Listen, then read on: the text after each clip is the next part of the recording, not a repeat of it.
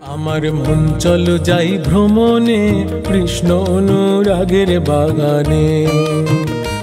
আমার মন চলো যাই ভ্রমণে কৃষ্ণ অনুরাগের বাগানে।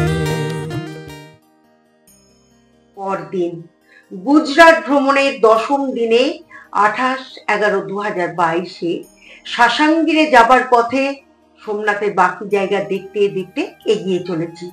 অবাক হচ্ছিলাম, এতকাল যে কৃষ্ণকে বাংলার রোমান্টিক হিরো ভেবেছি, তিনি তো বাংলা ভাষাই জানেন না, বাংলাকে চেনেনও না। অথচ ছাত্র জীবনে নিছক কৌতূহলেই কাঁচাপাড়ার পাড়ায় বেপাড়ায় কখনো বা হরিসভায় গিয়ে শুনেছি তার সম্বন্ধে এবং রাধাকে নিয়ে কত কথা দেখেছি। শুনতে শুনতে সবাই কি দিয়ে ভাসাচ্ছে। তবে আমার বেশ লাগতো কথক ঠাকুর ঠাকুরানীদের রিদমিক টোন।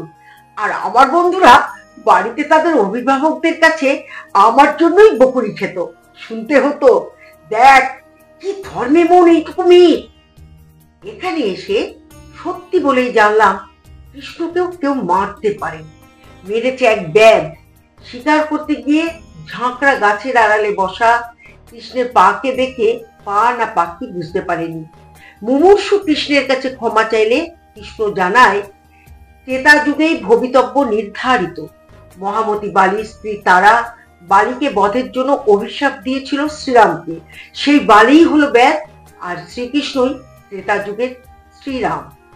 বিষাক্ত তীরে মৃত্যুর পরে কৃষ্ণের শরীর যে এখানেই দাহ হয়েছে, গুজরাটের ভালকায় না এলে না জানাই থেকে যেত।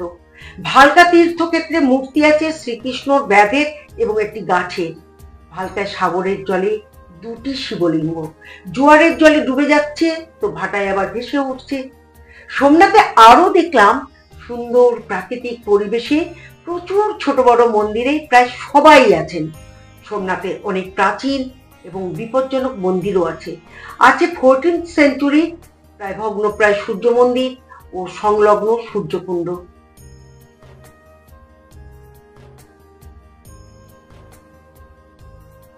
মন্দিরে পূজিত হন সূর্য ও ছায়া।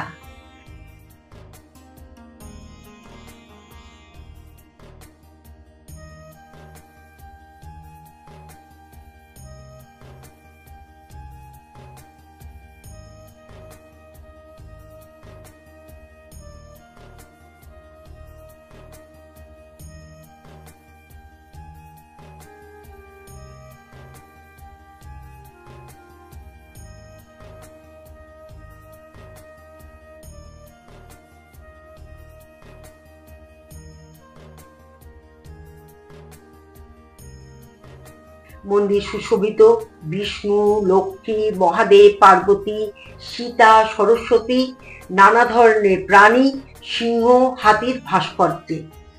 সোমনাথে আছে লক্ষ্মীনারায়ণ মন্দির, আছে শ্রী গোলকধাম যেখানে কৃষ্ণের পায়ের ছাপ আছে, তাই শ্রীকৃষ্ণ চরণ পাদুকা মন্দির।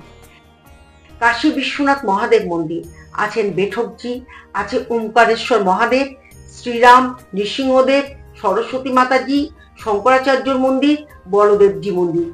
আর কৃষ্ণ পরশুরামের সুন্দর ছড়ানো মন্দিরেও বিনি পয়সার খাবারের ব্যবস্থা আছে। তাছাড়া সোমনাথে আছে অনেক গুহায় আছে দেবদেবীরাও। পাণ্ডবরাও অজ্ঞাতবাসের সময়ে এখানে গুহা বা গুহায় থাকতো। হিংলাজ মাতার গুহায় পুজো করেছিল পাণ্ডবরা। আমি গুহাগুলোতে নেমেছি। বর্তমানে সাজানোটা কিছুটা মডিফাইড হলেও চলার পথ এখনো একই রকমের কঠিন।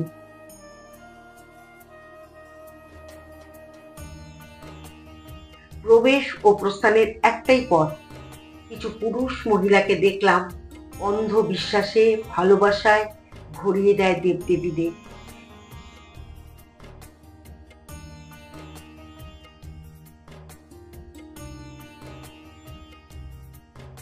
কি নিষ্পাপ নির্মল বিশ্বাস।